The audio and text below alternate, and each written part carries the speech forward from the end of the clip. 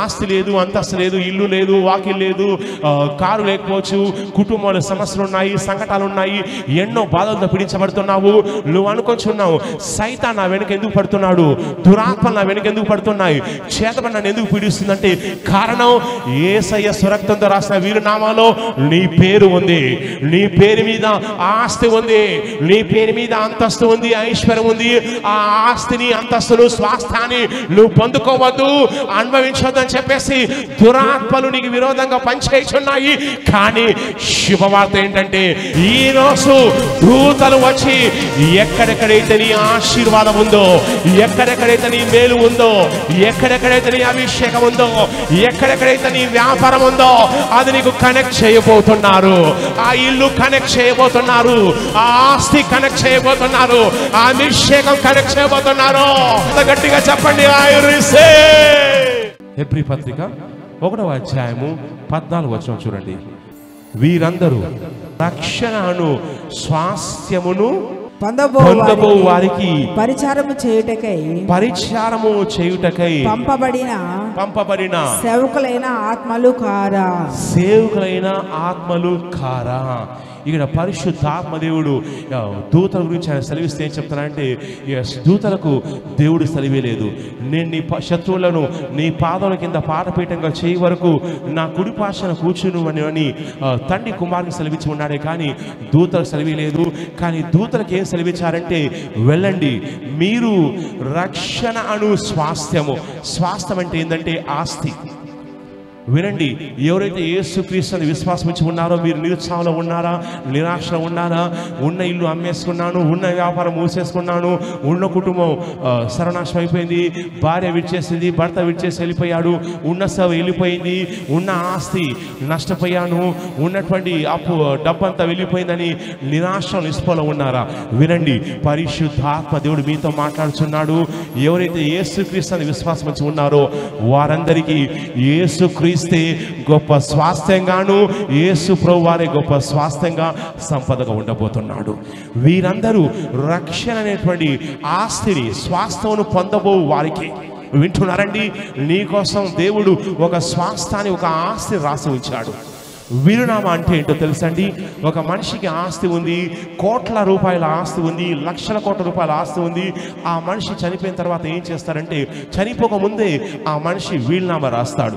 వీలునామా రాసి ఏం చెప్తానంటే, నేను మరణించిన తర్వాత తదనంతరం నా ఆస్తి నా బిడ్డలకు రావాలని చెప్పేసి వాళ్ళ పేర్లు వీలునామాలో ప్రస్తావించి సంతకం పెడతాడు. చనిపోయిన తర్వాత ఆ వ్యక్తి వీలునామా రాశాడు కాబట్టి ఎవరి పేర్లు అయితే ఆయన ప్రస్తావించాడో వారి అతని బిడ్డలకు ఆస్తి వస్తుంది. వినండి, ప్రభు సెలవిచ్చాడు, ఈ భూమి మీదను పరలోకం మీదను సర్వాధికారం నాకు అనుగ్రహించబడి ఉన్నది. తండ్రి నాకు సమస్తాన్ని నా చేతికి అప్పగించి ఉన్నాడు. ఈ కొండలు, కోణలు, సూర్యుడు, చంద్రుడు, నక్షత్రాలు, ఈ సమస్తం కూడా నా ఆస్తి, ఈ సమస్తం కూడా నా సంపద, ఈ సమస్తం కూడా నా ఐశ్వర్యం, నా ఆశీర్వాదం అని ప్రభు సెలవిచ్చాడు. అయితే ఆయన మరణించక ముందు ఒక వీలునామా రాశాడు. ఈ వీలునామా కాగితం మీద రాసిన వీలునామా కాదండి. ఈ వీలునామా రిజిస్ట్రేషన్ ఆఫీస్కి వెళ్ళి ఏదో రిజిస్ట్రేషన్ చేసే డాక్యుమెంట్ లాంటిది కాదు.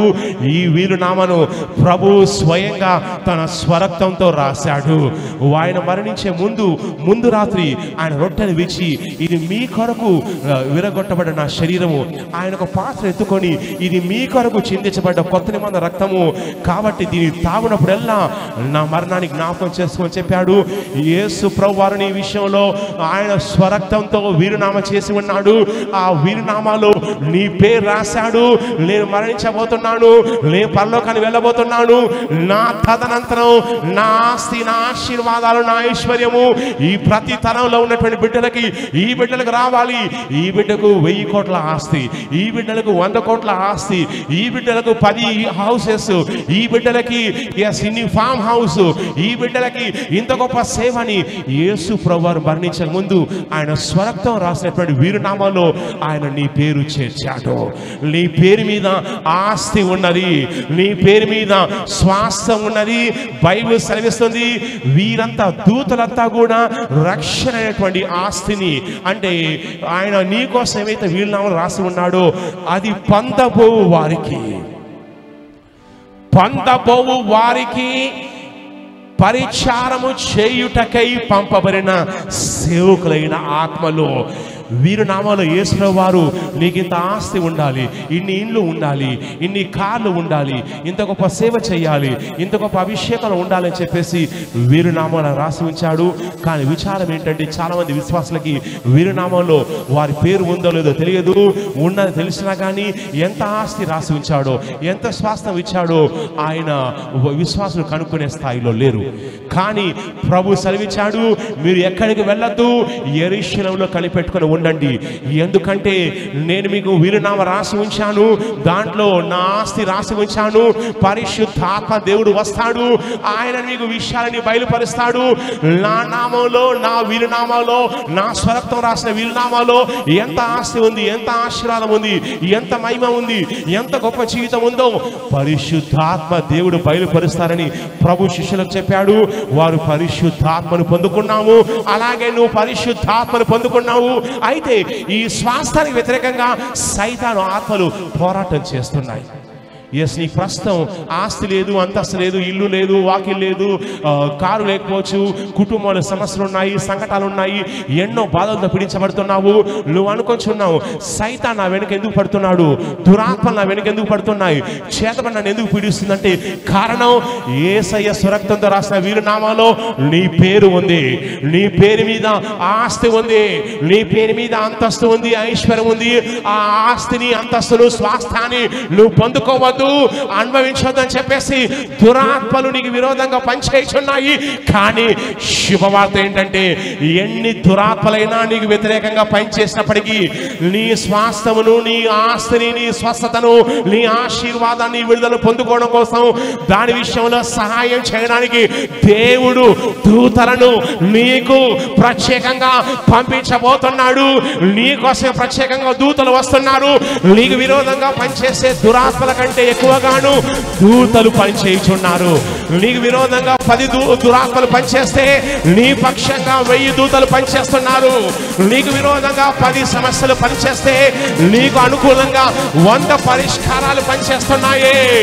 ఈరోజు దూతలు వచ్చి ఎక్కడెక్కడైతే నీ ఆశీర్వాదం ఉందో, ఎక్కడెక్కడైతే నీ మేలు ఉందో, ఎక్కడెక్కడైతే నీ అభిషేకం ఉందో, ఎక్కడెక్కడైతే నీ వ్యాపారం ఉందో అది నీకు కనెక్ట్ చేయబోతున్నారు.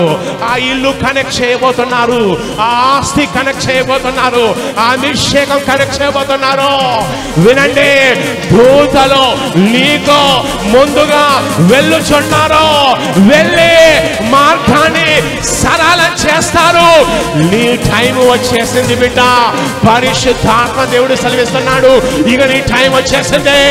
నువ్వు లేచే టైం వచ్చింది, నువ్వు సంపాదించుకునే టైం వచ్చింది.